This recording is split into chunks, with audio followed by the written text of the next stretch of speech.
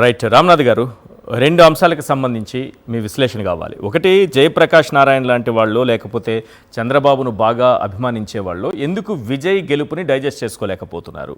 Point number 1. Point number 2, అక్కడ విజయ్ గెలిస్తే ఇక్కడ పవన్ కళ్యాణ్ ఎందుకు ట్రోలింగ్ చేస్తున్నారు? విజయ్ పార్టీ గెలవడం మీద తెలుగుదేశం పార్టీ, జనసేన పార్టీకి సంబంధించి కొందరు చాలా ఇబ్బందికరంగా ఫీల్ అవుతున్నారు. నేను ఊహించలేదు జయప్రకాష్ నారాయణ గారు ఇప్పుడు విజయ్ లాంటి యువకుడు గెలిచినప్పుడు కనీసం అభినందిస్తారనుకున్నా. కానీ జయప్రకాష్ నారాయణ గారు ఒక సిద్ధాంతం లేని వ్యక్తిలా గెలవడం అన్నది దౌర్భాగ్యం అని మాట్లాడేశారు. అంటే ఎంత అసహనం, ఎంత ఫ్రస్ట్రేషన్. అంటే తాను కూడా ఒకప్పుడు పార్టీ పెట్టాను కానీ నేను ఇలా చేయలేకపోయాని, విజయ్ చేసేసాడు అన్న ఆక్రోష్ ముద్దో ఏమో కానీ చాలా అలా మాట్లాడేసి. తెలుగుదేశం పార్టీ ఎందుకు ఈ స్థాయిలో విజయ్ టార్గెట్ చేస్తుందంటే 2-3 కారణాలు అయితే కనపడుతున్నాయి. ఒకటి, విజయ్ గారు అక్కడ గెలిచిన తర్వాత ఇక్కడ పవన్ కళ్యాణ్ గారి మీద ఒత్తిడి పెరిగింది. మీరు టీడీపీ నుంచి బయటకు రండి, ఒంటరిగా పోటీ చేయండి, తాడుపేట చేసుకుందామని జనసేన పార్టీ నాయకులు ఒత్తిడి చేసే పరిస్థితి వచ్చింది. ఈ వాతావరణం తెలుగుదేశం పార్టీకి నచ్చడం లేదు. పవన్ కళ్యాణ్ మాతో ఉండాలి కానీ మళ్ళీ కొత్తగా పోటీ చేద్దామని ఆశల్ని విజయ్ గెలుపు సృష్టిస్తుందేమో అన్న ఒక ఆందోళన వాళ్ళలో కనిపిస్తుంది. 2, విజయ్ చూసిన తర్వాత జూనియర్ ఎన్టీఆర్ గారు కూడా ఇలాగే పార్టీ పెడతారేమో, పెట్టాలి అన్న ఒక చర్చ మొదలవుతుంది. దాన్ని కూడా వీళ్ళు జీర్ణించుకోలేని పరిస్థితి. అన్నిటికీ మించి విజయ్ చాలా హుందాగా రాజకీయాలు చేశారు. అక్కడ నుండి చూసి నేర్చుకోండి. ఎంతసేపు రెడ్ బుక్ అనడం, ప్రతిపక్షాన్ని వేధించడం, సోషల్ మీడియాలో బూతులు తిట్టడం, గొడ్డలి పార్టీ అనడం, అది ఇది అనడం. కానీ విజయ్ గారు చూడండి, అవతల వాళ్ళని కనీసం ఒక్క మాట అనుకోకుండా హుందాగానే ఎంతగా రాజకీయం చేస్తున్నారు చూసి నేర్చుకోవాలి తెలుగుదేశం పార్టీ అన్న ఇది కూడా వచ్చింది. ఇది కూడా తెలుగుదేశం పార్టీ వాళ్ళకి నచ్చలేదు.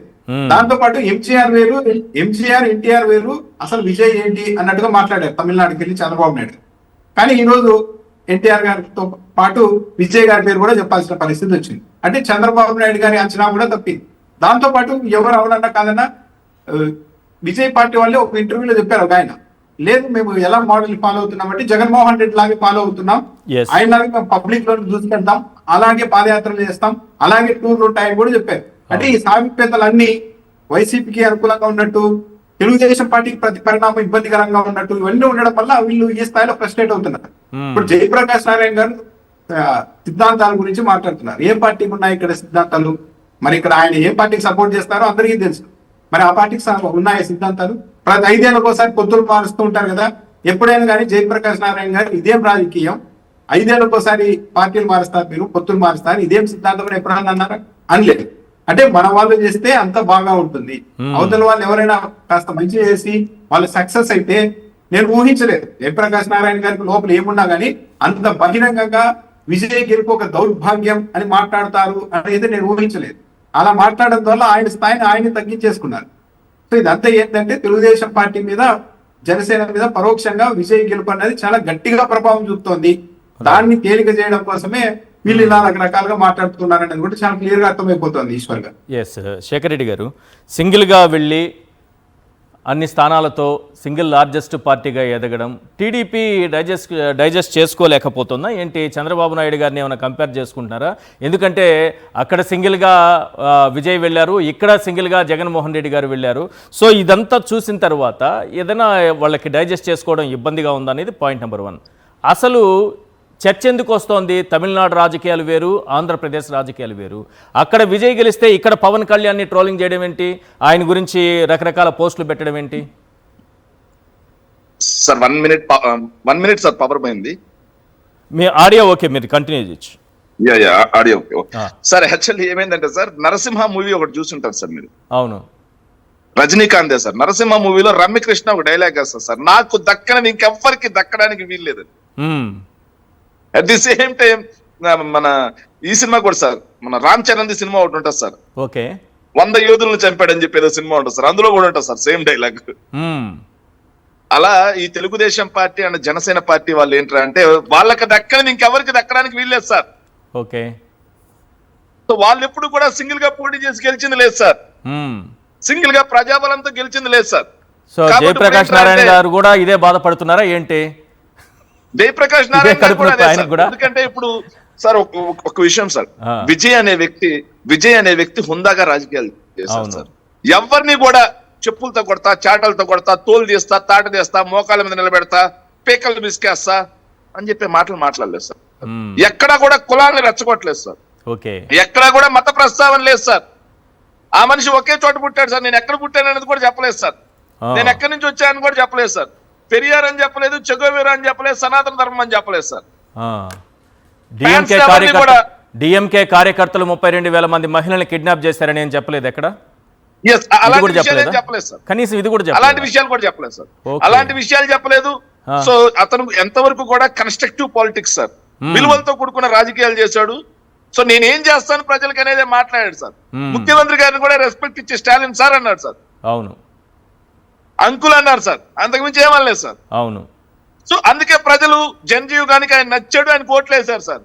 సో ఇక్కడ ఏమైందంటే సో ఆయన గెలిచిన వెంటనే వైఎస్ఆర్ కాంగ్రెస్ పార్టీకి చెందిన వాళ్ళు అందరూ ఆయన కంగ్రాచులేట్ చేయడం జరిగింది సార్. ఎందుకంటే అర్జున్ అదర్వా అని చెప్పేసి వాళ్ళ పార్టీలో సెకండ్ ప్లేస్ ఉంటాడు సార్, టీకే ప్లేస్ లో.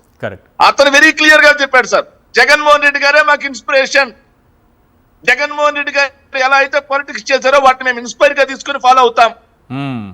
సో జగన్మోహన్ రెడ్డి గారు ఎక్కడ కూడా విలువలు విశ్వసనీయత లేకుండా రాజకీయాలు చేయలేదు, సింగిల్ గా పోటీ చేస్తాడు. ముందు పాయింట్ నెంబర్ 1 ఆ ఇంటర్వ్యూ వీళ్ళకి నచ్చలేదు sir. Point number 2 YS Sunil Reddy గారి తనయుడు యొక్క మ్యారేజ్ లో ఈ మన విజయ్ గారు జగన్మోహన్ రెడ్డి గారు అక్కడ విజువల్స్ కూడా వేస్తున్నారు సార్. జగన్మోహన్ రెడ్డి గారితో ఉన్నటువంటి సాన్నిహిత్యం చూసి వీళ్ళకి నచ్చలేదు సార్. అంటే బేసిక్ గా జగన్మోహన్ రెడ్డి గారితో ఎవరు సాన్నిహిత్యంగా ఉండకూడదు సార్. ఆ రోజు నుంచి ఏడిపే సార్. పాయింట్ నెంబర్ 3 ఎన్నికల ప్రచారంలో చంద్రబాబు నాయుడు గారు వెళ్ళిన ప్రతి చోట వాళ్ళు 3వ ప్లేస్ కి పడ్డారు సార్. పాయింట్ నెంబర్ 4 విజయ్ గారు జగన్మోహన్ రెడ్డి గారు కట్అవుట్ పెట్టి సింగిల్ లార్జెస్ట్ పార్టీగా వచ్చారు సార్. ఇవన్నీ డైజెస్ట్ చేసుకోలేదు. అది గెలిచిన వెంటనే వైఎస్ఆర్ కాంగ్రెస్ పార్టీ వాళ్ళు నిజంగానే మా జగన్మోహన్ రెడ్డి గారికి భావ సారూప్యతగా ఉన్నాడు, సింగిల్ గా పోటీ చేశాడు, ఎవరితో పొత్తులు లేదు, దమ్మున మగాళ్ళలో వెళ్ళాడు కాబట్టి మా భావానికి దగ్గరగా ఉన్నాడు కాబట్టి మేము కంగ్రాచులేట్ చేశాం. వెంటనే సార్ జనసేన పార్టీలో తెలంగాణ ఏదైతే తమిళనాడు ఎన్నికల్లో విజయ్ గెలుపు జనసేన పార్టీలో అతిపెద్ద కుదుపుగా మారింది సార్. ఎందుకు? అక్కడ కుదుపు ఏంటంటే ఎంతో మంది కార్యకర్తలు విజయం కులభావం తెచ్చుకోమని ఓట్లు ఏమనలేదు.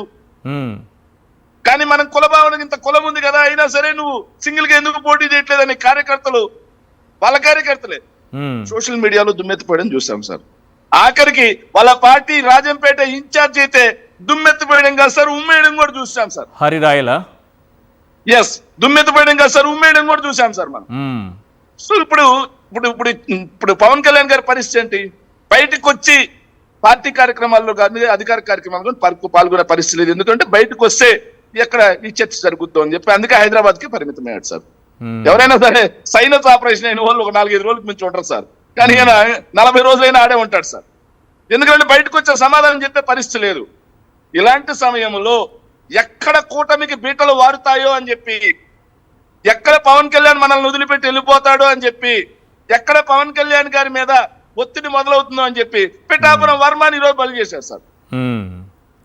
ఎందుకంటే చూడండి పవన్ కళ్యాణ్ గారికి కూటమిలో ఎంత గౌరవం ఉందో, పవన్ కళ్యాణ్ గారి మీద చంద్రబాబు నాయుడు గారికి ఎంతటి ప్రేమ ఉందో అని చూపించడం కోసం పిఠాపురం వర్మని బలి పశువుని చేశారు సార్.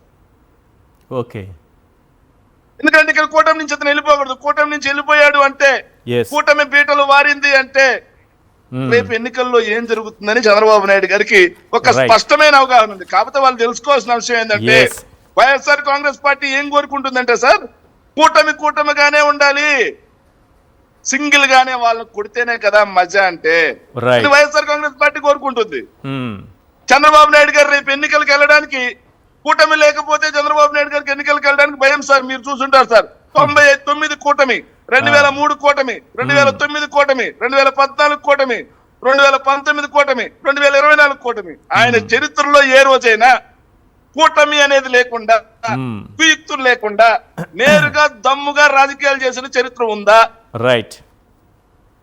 ప్రతి ఎన్నికకి సార్, ప్రతి ఎన్నికకి సిద్ధాంతం అనేది ఉండదు సార్. అవసరం మాత్రమే చంద్రబాబు నాయుడు గారికి ఉంటుంది తప్పిస్తే సిద్ధాంతం ఉంటే బీజేపీని కలుస్తాడు, తిడతాడు సార్. సార్ నాకు చివరికి ఒక ప్రశ్న సార్, సిద్ధాంతం అనేది ఉంటే 2019లో మోడీ లుచ్చాయి కాస్త 2024 వచ్చేసరికి మోడీ అచ్చాయి ఎట్లయ్యాడు? దానికి తెలుగుదేశం పార్టీ వాళ్ళు సమాధానం చెప్పాలి సార్. దేశ ప్రధాని నరేంద్ర మోడీ గారిని కనీస గౌరవం లేకుండా బండబూతులు తిట్టిన వీళ్ళకి 2024 వచ్చేసరికి ఆయన దేవుడు ఎట్టయ్యాడు? దేవుడు అవుతారు. అవును.